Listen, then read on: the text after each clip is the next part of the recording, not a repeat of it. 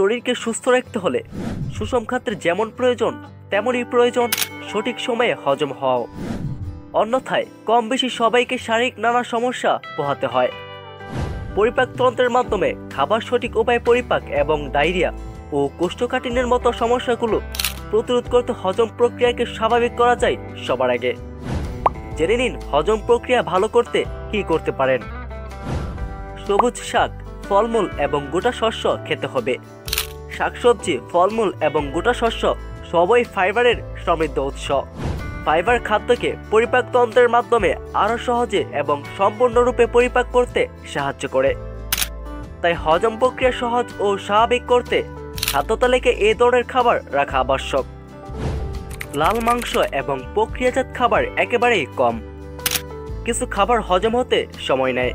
যেসব খাবারের মধ্যে প্রথমেই রয়েছে রেড মিট বা লাল মাংস এবং প্রক্রিয়াজাত খাবার, যেমন ফাস্ট ফুড খাবার, কোমল পানীয় ইত্যাদি।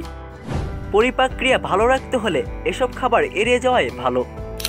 অন্যদিকে বিভিন্ন গবেষণায় দেখা গেছে লাল মাংস বা রেড মিট হৃদরোগের ঝুঁকি বাড়ানোর পিছনে কাজ করে। তাই এই ধরনের খাবার যত কম খাওয়া যায় ততই ভালো। ডায়েটে প্রোবায়োটিক যোগ করতে পারেন। এই উপকারী ব্যাকটেরিয়া পরিপাকতন্ত্রের ক্ষতিকারক উপাদানগুলোকে কাছে ভিড়তে দেয় না, ফলে পরিপাক ক্রিয়া সহজ হয়ে যায় অনেকটাই। এই উপকারী ব্যাকটেরিয়া পাওয়া যায় দই, মাঠা ইত্যাদি খাবারে। প্রাত্যহিক ব্যায়াম। শরীরকে যতটা সম্ভব সক্রিয় রাখুন, কেননা সক্রিয় শরীর কিন্তু পরিপাকতন্ত্রকেও সচল রাখে। খাবারের পর হাঁটাহাঁটি করলে অম্লভাব এবং ফোলাভাব প্রতিরোধ করা যায়। অন্যদিকে প্রাত্যহিক ব্যায়ামের অভ্যাস ওজন নিয়ন্ত্রণে রাখে। এতে ক্যান্সার এবং পাচনতন্ত্রের অন্যান্য রোগের ঝুঁকি কমে। পর্যাপ্ত ঘুম।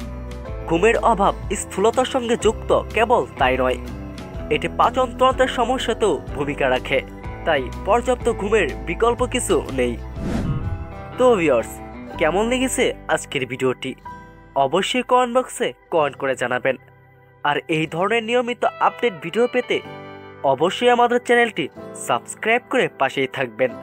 আবারও কথা হবে নতুন কোনো ভিডিও বা টপিক নিয়ে। অবশ্যই সে পর্যন্ত ভালো থাকবেন। আল্লাহ হাফেজ।